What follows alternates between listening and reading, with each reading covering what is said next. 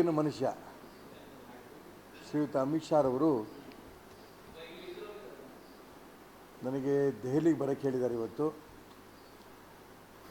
ನಾನಿವತ್ತು 11:45 ಶಿವಮೊಗ್ಗದಿಂದ ಫ್ಲೈಟಲ್ಲಿ ಹೊರಟು ಒಟ್ಟು 7:20ಕ್ಕೆ ನಾನು ದೆಹಲಿಯಲ್ಲಿ ಇರ್ತೀನಿ.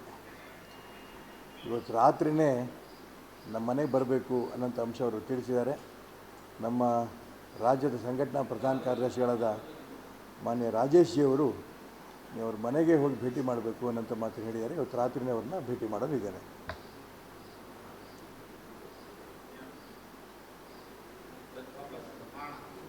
ನಾಳೆ ವಾಪಸ್ ಶಿವಮೊಗ್ಗ. ಗೊತ್ತಿಲ್ಲ. ನಾನು ತುಂಬ ಸ್ಪಷ್ಟವಾಗಿ ಅವ್ರು ಹೇಳಿದ್ದೀನಿ. ನೆನ್ನೆ ಫೋನ್ ಮಾಡಿದಾಗೂ ಹೇಳಿದ್ದೇನೆ. ನಾನು ನಿಂತಾ ಇರೋಂಥ ಉದ್ದೇಶ, ನಾನು MLC ಮಂತ್ರಿಗಳು ಎಲ್ಲ ಸ್ಥಾನಮಾನಗಳು ನೋಡಿದ್ದೀನಿ. ರಾಜ್ಯದಲ್ಲಿ ಭಾರತೀಯ ಜನತಾ ಪಾರ್ಟಿ ಶುದ್ಧೀಕರಣ ಆಗಬೇಕು, ನಂಬರ್ 1. ನಂಬರ್ 2, ಅಪ್ಪ ಮಕ್ಕಳ ಕೈಯಿಂದ ಈ ಪಕ್ಷ ಮುಕ್ತವಾಗಬೇಕು.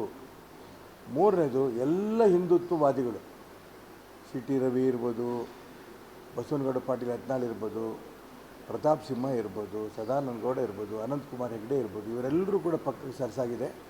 ಹಿಂದುತ್ವವಾದಿಗಳನ್ನು ಯಾಕೆ ಪಕ್ಕಕ್ಕೆ ಸರಿಸ್ಯಾರೋ ನನಗಂತೂ ಗೊತ್ತಿಲ್ಲ. ಎಲ್ಲ ಅಂಶವನ್ನು ಕೂಡ ನಾನು ಅಮಿತ್ ಶಾ ಅವ್ರ ಹತ್ರ ಮಾತಾಡ್ತೇನೆ. ಹಿಂದುತ್ವದ ಬಗ್ಗೆ ಮಾತಾಡೋದೇ ತಪ್ಪೇನು? ಯಡಿಯೂರಪ್ಪನವ್ರ ಜೊತೆಗೆ ಇಲ್ಲ ಅನ್ನೋದು ಒಂದೇ ಕಾರಣಕ್ಕೆ, ಸಂಘಟನೆ ಜೊತೆಗಿದ್ದಾರೆ ಅಂತ ಒಂದೇ ಕಾರಣಕ್ಕೆ ಇವರೆಲ್ಲ ಪಕ್ಕಕ್ಕೆ ಸರಿಸೋದು ಯಾವ ನ್ಯಾಯ?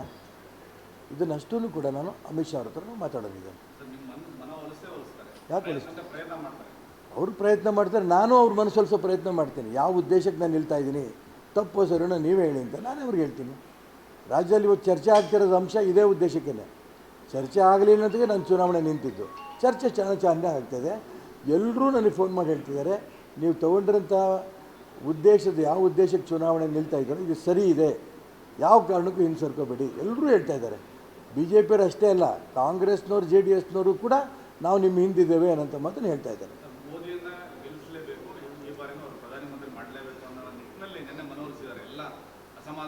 ನಾನು ಬೇರೆ ಕಡೆ ಮನಸ್ಸೊಲಿಸೋದಕ್ಕೂ ಶಿವಮೊಗ್ಗಕ್ಕೂ ವ್ಯತ್ಯಾಸ ಇದೆ. ಶಿವಮೊಗ್ಗದಲ್ಲಿ ಮೋದಿನ ಪ್ರಧಾನಮಂತ್ರಿ ಮಾಡಲೇಬೇಕು ಅನ್ನೋಂಥ ಉದ್ದೇಶದಲ್ಲಿ ನಾನು ಇರೋನು. ಹಾಗಾಗಿ ಈ ಚುನಾವಣೆಯಲ್ಲಿ ಗೆಲ್ತೀನಿ, ಮೋದಿಗೆ ಹೋಗಿ ಕೈ ಎತ್ತೀನಿ, ಅದರಲ್ಲೇನು ವ್ಯತ್ಯಾಸ ಇಲ್ಲ. ಈ ದಿಕ್ಕಿನಲ್ಲೇ ನನಗೆಲ್ಲ ಕಡೆಯಿಂದಲೂ ಕೂಡ ನಿರೀಕ್ಷೆ ಮೀರಿ ಬೆಂಬಲ ಸಿಗ್ತಾ ಇರೋದು.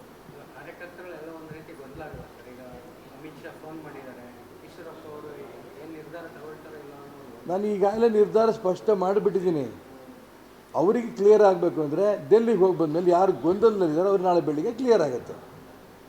ಯಾವ ನಮ್ಮ ಪ್ರಮುಖ ಕಾರ್ಯಕರ್ತರು ಕ್ಲಿಯರ್, ಎಲ್ಲರೂ ಕೂಡ ಹೇಳ್ತಾ ಇದ್ದಾರೆ ನೀವು ತೊಗೊಂಡಿರೋಂಥ ಸ್ಟ್ಯಾಂಡ್ ಇದೆ, ಅಮಿತ್ ಶಾ ಅದನ್ನೇ ಹೇಳಿಬಿಟ್ಟು ಬನ್ನಿ, ನಾವೆಲ್ಲ ನಿಮ್ಮ ಜೊತೆಗಿದ್ದೇವೆ, ಇದನ್ನೆಲ್ಲ ಹೇಳ್ತಾ ಇದ್ದಾರೆ.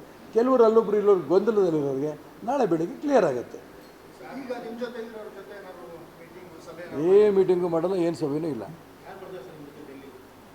ನಮ್ಮ ಕಾರ್ಪೊರೇಟರ್ ವಿಶ್ವಾಸ, ನಾನು ಅವರು ಒಟ್ಟಿಗೆ ಹೋಗ್ತೇನೆ. ಇಲ್ಲ, ಗೊತ್ತಿಲ್ಲ ನನಗೇನು ಐಡಿಯಾ ಇಲ್ಲ.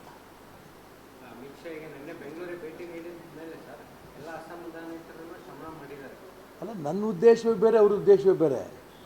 ಅವರೆಲ್ಲ ಚುನಾವಣೆ ಟಿಕೆಟ್ ಸಿಕ್ಕಿಲ್ಲ ಅನ್ನೋದಕ್ಕೋಸ್ಕರ ಅವರು ಅಸಮಾಧಾನ ಇದ್ದಿದ್ದು.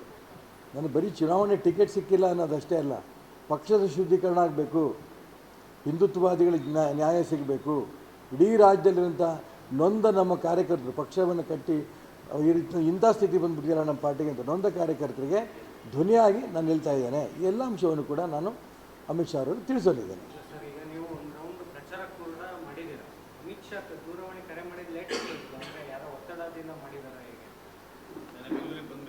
ಒತ್ತಡದಿಂದ ಮಾಡಿರಬಹುದು, ನನಗೆ ಗೊತ್ತಿಲ್ಲ. ಯಾಕೆಂದರೆ ಅಮಿತ್ ಶಾ ಅವರ ಹತ್ರ ಹೋಗಿ ರಿಕ್ವೆಸ್ಟ್ ಮಾಡಿಕೊಂಡು ಶಿವಮೊಗ್ಗ ಲೋಕಸಭಾ ಕ್ಷೇತ್ರವನ್ನು ರಾಘವೇಂದ್ರ ಸೋತೋಗ್ತಾನೆ, ದಯವಿಟ್ಟು ಈಶ್ವರಪ್ಪನವ್ರ ಹತ್ರ ಮಾತಾಡಿ ಅನ್ನೋಂಥ ಮಾತು ಹೇಳಿರಬಹುದು. ಹಾಗಾಗಿ ಅಮಿತ್ ಶಾ ಮಾತಾಡಿದ್ರು, ನನಗೇನು ಡೀಟೇಲ್ ಗೊತ್ತಿಲ್ಲ. ಬಾ ಅಂತ ಹೇಳಿದ್ದಾರೆ. ದೊಡ್ಡವರಿಗೆ ಗೌರವ ಕೊಡೋಂಥ ಪದ್ಧತಿ ನಮ್ಮ ಸಂಸ್ಕೃತಿ. ಹಾಗಾಗಿ ನಾನು ಹೋಗ್ತಾ ಇದ್ದೇನೆ, ಹೋಗಿ ಅವ್ರು ಭೇಟಿ ಮಾಡ್ತೇನೆ, ನಮಗಿರೋ ವಿಚಾರ ಅಷ್ಟು ತಿಳಿಸ್ತೇನೆ. ಅವ್ರು ಖಂಡಿತ ಕನ್ವಿನ್ಸ್ ಆಗ್ತಾರೆ ಅಂತ ನಾನು ಭಾವಿಸ್ತೇನೆ. ಮೋದಿಗೋಸ್ಕರ ನಾನು ಗೆಲ್ತಾ ಇದ್ದೀನಿ ಅಂತ ಹೇಳ್ತಾ ಇರೋದು. ಈ ಲೋಕಸಭಾ ಚುನಾವಣೆನ ಮೋದಿಗೋಸ್ಕರ ಈ ವಿಚಾರವನ್ನು ಇಟ್ಟು ಶಿವಮೊಗ್ಗ ಲೋಕಸಭಾ ಕ್ಷೇತ್ರದಲ್ಲಿ ಎಲ್ಲ ತಾಲೂಕಿನಲ್ಲೂ ಕೂಡ ನಿರೀಕ್ಷೆಗೆ ಮೀರಿ ನನಗೆ ಬೆಂಬಲ ಸಿಗ್ತಾಯಿದೆ. ಎಲ್ಲ ಜಾತಿಯವರು ಕೂಡ ಅದು ಹಿಂದುಳಿದವರು ಇರ್ಬೋದು, ದಲಿತರು ಇರ್ಬೋದು, ಅಥವಾ ಮುಂದುವರೆದ ಜನಾಂಗದವ್ರು ಇರ್ಬೋದು, ಬ್ರಾಹ್ಮಣರು ಇರ್ಬೋದು, ಲಿಂಗಾಯತರು ಇರ್ಬೋದು, ಒಕ್ಕಲಿಗರು ಇರ್ಬೋದು, ಎಲ್ಲ ಸಮಾಜವೂ ಕೂಡ ನನ್ನ ಜೊತೆಗಿರೋದು ನಂಗೆ ತುಂಬ ಸಂತೋಷ ತಂದಿದೆ.